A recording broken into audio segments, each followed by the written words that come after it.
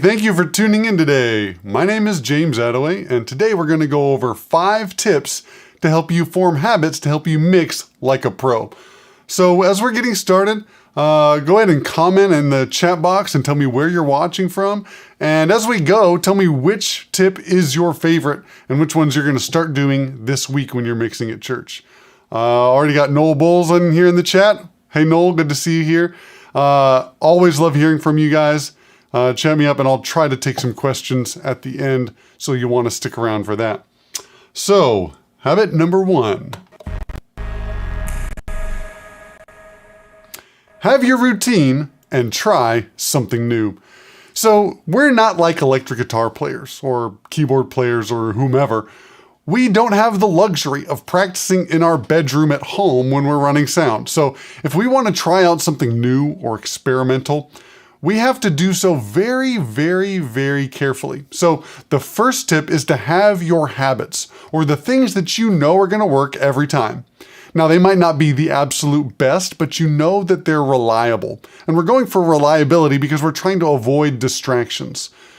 Once you have your habits that you know work, then you can take the next step and to try 1 or 2 things that are new every time you're mixing. So maybe you're going to change the way that you approach EQing your vocals, or you're going to try to compress your vocals in a different way, or it's a different way to set up your overhead mics. Say you're usually setting them up as cymbals only, and you've got the high pass filter cranked all the way up. But maybe this week you want to try lowering that high pass filter on the drum overheads and trying to get an overall kit sound from the overhead mics, and then filling in the sound with the close mics. Maybe you'll pay a little bit more closer attention to your polarity relationships there. So you're getting things adjusted with your polarity switches and you're trying that. It's all these little baby steps that compound into getting better and better and better as you're mixing all the time. So we've got Norris from Latvia and Jabran from Vancouver. Oh, and Vahanga, good to see you, man. Glad you're tuning in from Sri Lanka. So when you get started, right, you've got your habits that you know work, right? They might not be the best, but then you're trying 1 or 2 things that are new. And the third trick to this is to make sure that you are taking advice or trying something new and you're not pulling it out of thin air. The pros that you might see trying stuff that you're like, wow, I never thought you could do that. He just whipped that out of nowhere and it worked. Well, those things are based on the understanding of how the gear works. They're based on the understanding of how audio works and how perception works. So when you see something that's new or a little bit different, sometimes you get the chance to just copy somebody else. If you really, really know what you're doing, that's when you can be more creative and try something that nobody else has done. So how do you know what are trusted tips? Well, right now I've got my courses open for the Worship Sound Wisdom series of courses. There's mixing foundations, there's broadcast mixing, and there's amateur to pro. And those are some really good starting places if you want something new and want to level up your audio skills. There's a link down in the description box below for how to get more information about the courses and how to sign up. And there's even a discount if you sign up for more than 1 class at a time. So you can check those out, and we're going to get on to habit number 2. Now, I'm going to give you a little preview, and I'm going to let you comment below and tell me if you can fill in the blank, okay? So I've got my guitar here. I'm going to play a little ditty so that you can get your comments. I'm going to give you 3 options. It's called listening to something. And option A is test tones, like sine waves, like doot. Is that habit number 2, is listening to sine waves? Is habit number 2 listening to every bit of criticism that you ever get? That's number 2. Or is it number 3, listening to music? Now, comment in the chat box or down in the comments below if you're watching the replay. I'll give you 10 seconds or so to figure it out. Let's play a little ditty. Here we go.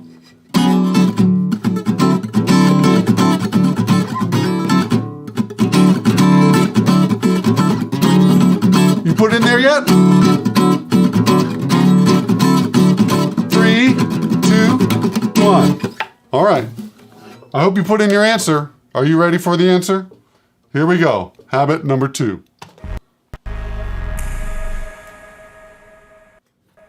Man, oh man, I totally messed it up. I got it out of order. Well, you'll have to wait, I guess, for habit number 3 to figure out what it is. But habit number 2 is don't just take criticism that people give you. You're going to have to ask for it. I got this tip from a book called The Big Gig from a guy named Zorro the drummer. He plays with Lenny Kravitz, so he's up there in like A-list, like world touring drummer status. And it's a great book. Let me see, throw it up here. There we go. There's the Big Gig book. That is a fantastic book. If you're wanting to just understand the way that it takes to think between, being an amateur musician or engineer and a professional, really, really great. I highly recommend that book. There's a link down to it in the description below if you want to check it out. But he wouldn't just like take criticism from people, right? He's trying to perform for band leaders and artists and really make, an impression. He would actually ask other pro level people to come to his shows and to give him tips on how to play better. And he wouldn't just like take their kindness of like, oh yeah, you're doing a good job. He would actually like seek out and like dig deep. He'd be like, no, really, what could I have done better? No, you're being too nice. What could have gone better? And you need some of those people in your audio mixing life to help you improve. Maybe it means inviting somebody to come to your church that doesn't normally go to your church and say, hey, I know you're a really good musician. I know you've got experience and you can hear things that I'm not hearing. Come and tell me what I'm doing wrong and what can be doing better. You can do this not just with engineers, which engineers are helpful, but if you get great musicians, you can tap into them as well because they've got a good ear. They know what the presentation should sound like.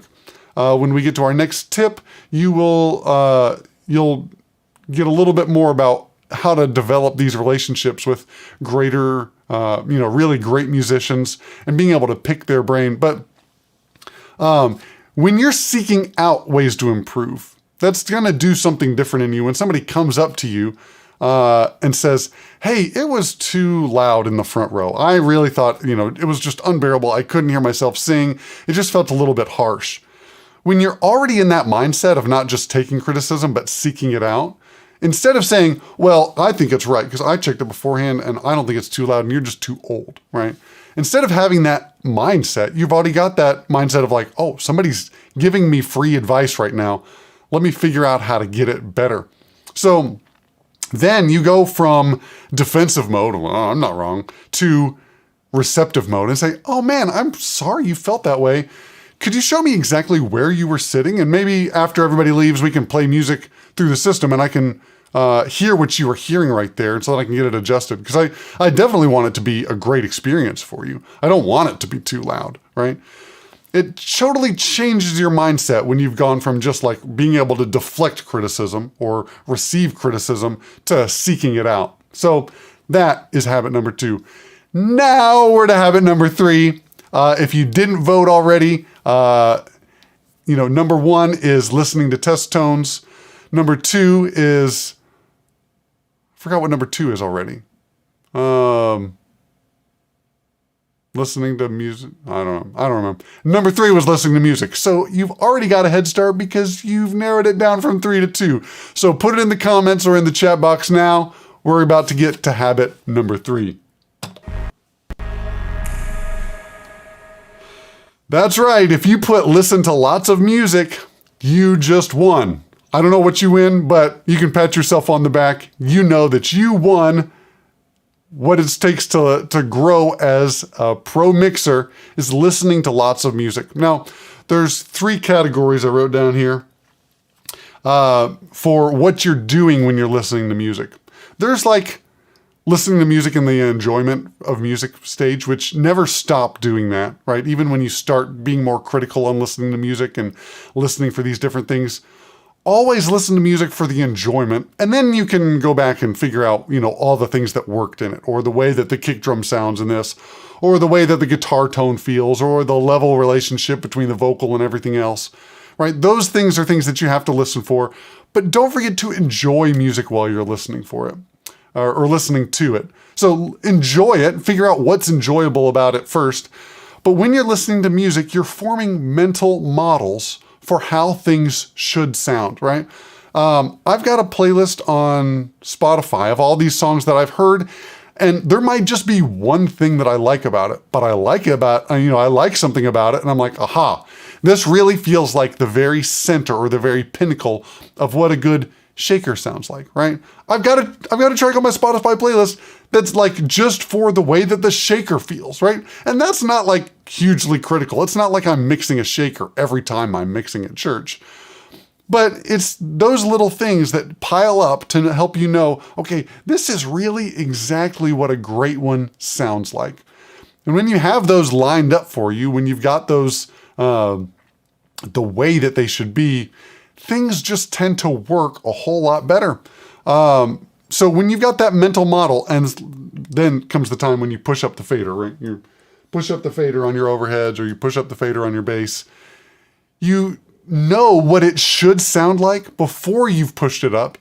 And then you can say, this really isn't fitting what I thought it should sound like, but I know what I want it to sound like. So then when you're reaching for your EQ, you're reaching for your compressor, you know what you're aiming for, or you know what the end result is before you start. Now, there's a book that just totally rocked my world called The 7 Habits of Highly Effective People by Stephen Covey.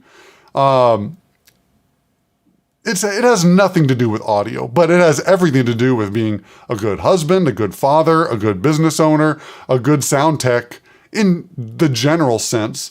But it is a fantastic book. If you haven't checked that out, I did not put that down in the comments below, but I will afterwards.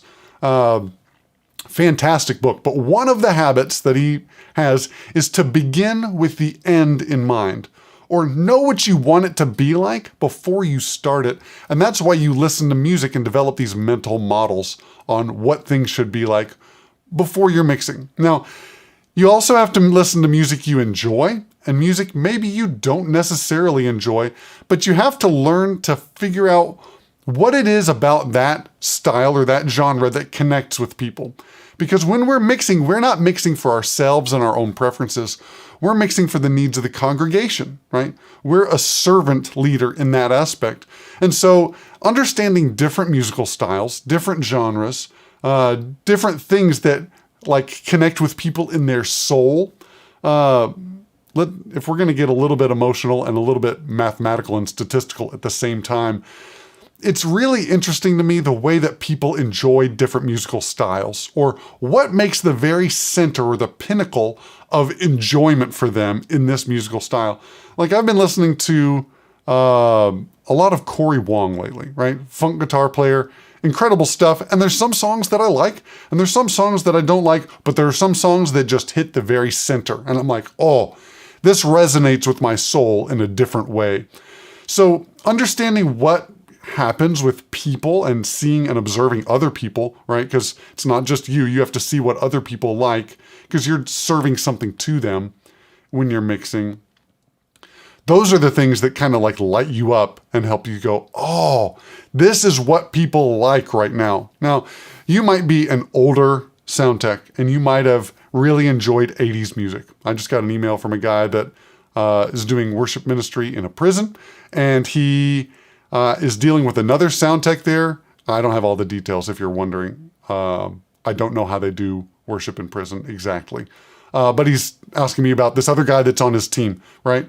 And he's like, he likes the bass really bright and the guitars really big, but all the musical styles that are popular right now in the worship genre have big bass and drums and big vocals, and the guitars are a little bit more tucked back. So how do I address that? Well, listening to music together helps you get on the same page. So we're bringing it back around. I went on a bunny trail because I'm a nerd like that.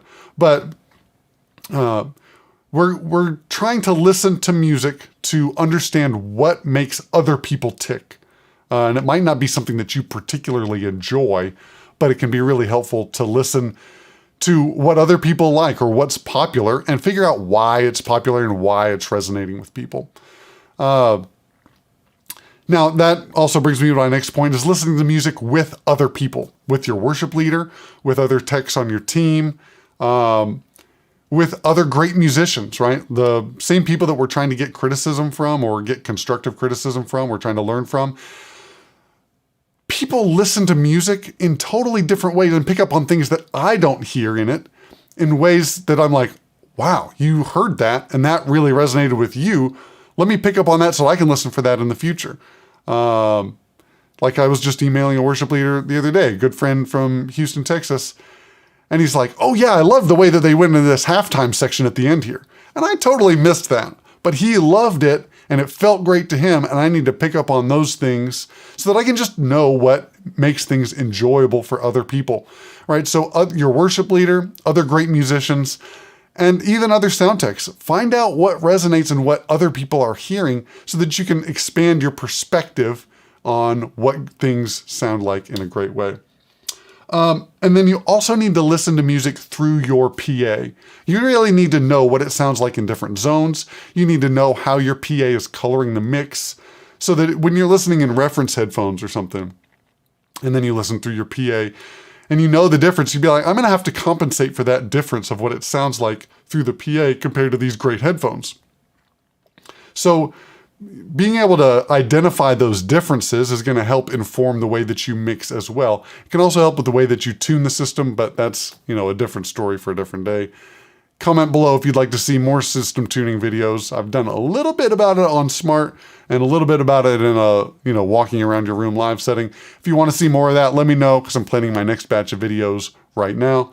And so, listening through your PA is going to help you get more familiar with the little quirks and nuances and like, oh, well, it sounds really bright over here, but it sounds really dull over here. I'm going to have to split the difference. Or when I go out into the middle of the seating area, it sounds really bright compared to what it is back at front of house. So maybe I'm mixing too bright because the sound booth is way back on the back wall and I'm, stuck in a place where there's a big bass boost and I'm trying to overcome that. Those are the things that you really need to know and know intimately so that you can mix really well. That brings us to habit number 4. Know your weakest links. So the thing that separates pros from amateurs a lot of times is that when something goes wrong, the pro knows what it is pretty much before it went wrong, right? So let's say you've got a bunch of acoustic instruments on stage. You've got a string section, right? And you've got a violin up there and they're playing with a monitor wedge. Well, what mic do you think is going to feed back first? Is it the snare? Is it the kick drum? Or is it the violin? It's going to be the violin. So when you know that ahead of time and you're prepared to say, okay, if something starts feeding back, that's the fader I'm going to reach for first and I'm going to pull it down a little bit.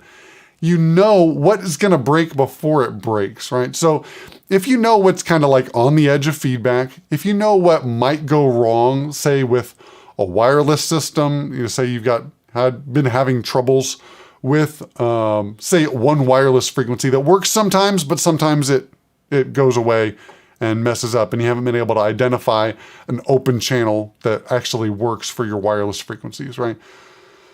Those things are important to know ahead of time so that you can get ahead of it and you're not like behind the 8 ball and not just in a pinch, but in a pinch and wondering what the pinch is, right? When you know where it's coming from, it's a lot easier to identify it. It's a lot easier to plan for it, right? If you've got a problematic wireless mic, maybe you just have a wired vocal mic on standby for your pastor to use in the event that their lav goes down, right? Then you're not stuck. Or you've got a second handheld wireless ready to go when their lav wireless, say something goes wrong with the connector all of a sudden. When you know what those weak links are, you can plan for them and get ahead.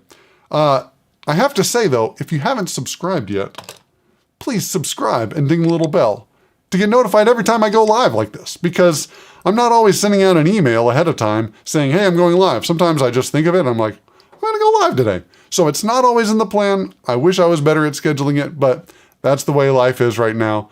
I'm going live when I'm going live, and you want to ding that bell so that you get the notification. If you watch through the YouTube app on your mobile device, you can turn notifications on there, so then you even get a ding, be like, oh, Outaway Audio is coming on. I better tune in wherever you're at. So subscribe and ding the little bell. Hit that thumbs up if this video has been helpful for you so far, and we're going to get on to tip number 5.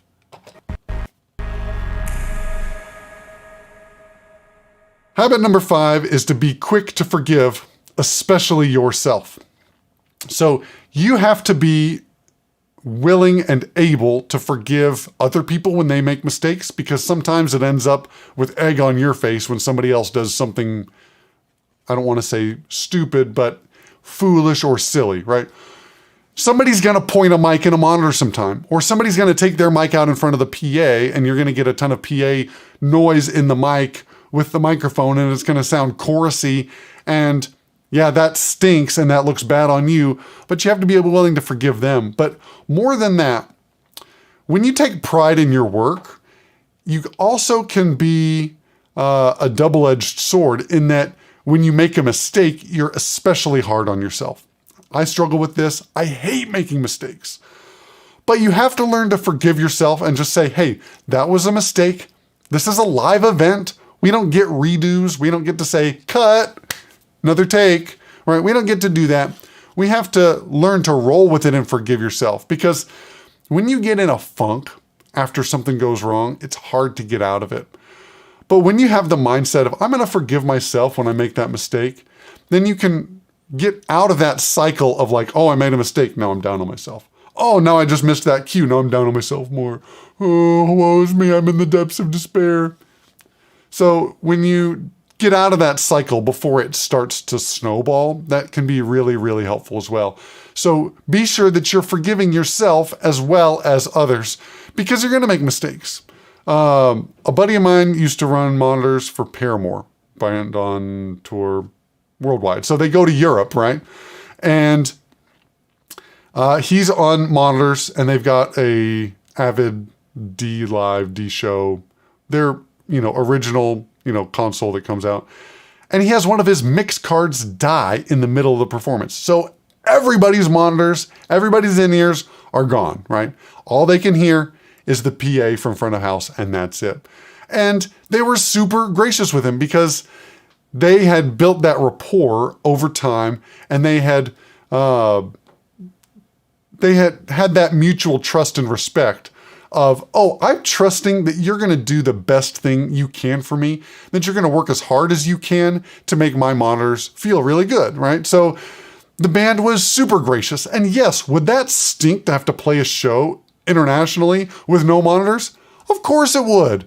But when you can build that trust so that you have the ability to choose ahead of time, I trust you. I know you're out for my best interest. I know you're not trying to make things hard for me, and things are going to go wrong, and we can forgive each other and, roll with it. When you've got that mindset and you've got that attitude, you're going to be able to keep on growing and keep on getting better, because you're not like beating yourself up more than you have to. Yeah, are you going to make sure that you don't make that same mistake again? Yes, of course. But beating yourself up and not forgiving yourself isn't going to help you do that any better. I'm going to check out the comments real quick and see if there's any questions. Y'all talk amongst yourselves for just a minute. Maybe grab a sip of coffee. I got to grab my sip of coffee. Somehow I stuck it behind my display. Here we go. All right, coffee break. All right.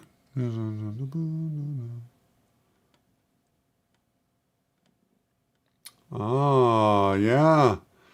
So here's a way. We're going to skip back to two things: listening to music together, because I saw this question a little earlier, and really like soliciting feedback from people, like, really, really like almost begging them to tell you to do something better or how to do something better. So when you're listening to music together, you can make playlists and send them to each other, and that's fine. But there's something that happens that's, I don't want to say spiritual or magical, but there's something that the essence of something you get to when you're together and listening to music in the same time, in the same place. There's just something that happens there. So I recommend getting together and listening to music. There's a thing that's lost in communication over text and even FaceTime, where there's all this body language that just gets thrown out the window that we miss, right? So it's a poor way to communicate. Even though it's convenient, we lose a lot of the emotional body language and cues that we get from one another. So listening to music together at the same time is super helpful. Yeah, I love sending a video to somebody and saying, hey, check this out, this was awesome. And they reply back and they're like, oh my gosh, that horn section, I'm rolling on the floor, right? So there's there's all kinds of stuff that you can do to connect musically that way. But it's really the essence of it comes down to listening to it together in the same room at the same time in the same place, right? So I highly recommend that. And then WX Freak says, force them to respond saying, if you had to change something, what would you change? That's one way to really kind of almost beg somebody to say, something that's constructive when you're looking for criticism. Other things you can say is like, hey, I don't want you to be nice to me right now. I got a mom to be nice to me. Tell me, what didn't you like? Or even the tiniest little thing, what bothered you about that? Or what thing stuck out to you that says, I wouldn't necessarily do it that way. Those are little things, but you have to be persistent, just be kind. Don't be mean to them. You've got to tell me something to fix, right? You're not going to get anything out of them that way. But being persistent and not taking the nice answer too quickly or easily, and just being persistent. Be like, hey, I know this could have been better. And I know maybe this was better than what you're used to because, X, Y, and Z, whatever PA with these people over there, whatever. If I'm looking for the gold standard right here, I'm trying to go all the way to the top with my mixing skills. Seriously, what bothered you or what could have been better? It doesn't even matter if it's not my fault, if it's the guitar player's tone or if it's what they're sending me or it's the way that they're doing this or that.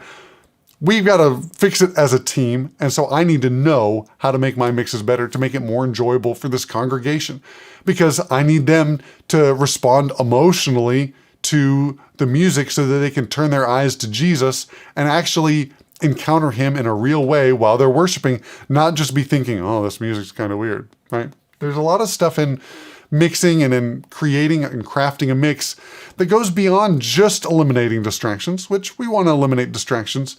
But when we're going to that next level and we want to take it up another notch, right? We're trying to engage people's emotions, and we don't have to be ashamed about that. God made us emotional creatures to perceive beauty, right? Why else would God plant a garden unless he wanted it to be beautiful, right? And that's where we're meant to encounter God, was in a garden originally. And so if we're meant to be surrounded by beauty and encounter God in that place, right? God didn't put himself in a cave that we had to go down to this dark thing with no sensory things going on, right? He's like, come worship me down in the cave where it's dark and quiet and, perfectly still. He didn't do that. He said, we're going to have the elephants, trumpeting through their trunks, and we're going to have birds singing and macaws screaming and, making all these things, these beautiful noises and these beautiful sights and beautiful smells. And beautiful things to, wonderful things to eat. I'm sure all the rest of the fruit in the garden tasted good, not just the tree of the knowledge of good and evil. So God made all that, and that's where we're supposed to encounter him. We have to take on our soundboard with knobs and faders. We're trying to make it beautiful and emotionally engaging there. That's our goal, right? You shouldn't be ashamed of that goal. You'd be like, I'm trying to make this feel really good and touch people's emotions. So that's why we're listening to music and figuring out what touches people's emotions in your culture, in your congregation, your little community, what makes their hearts move. And then what are the little baby steps and how can we improve to get there? So when you lay out, you even shared that with your friend that's a great musician, you're like, I'm invested and I'm committed to doing this. I'm committed to going to make my mixes the best that they can be because I want people to worship God and encounter God in truth with their entire soul.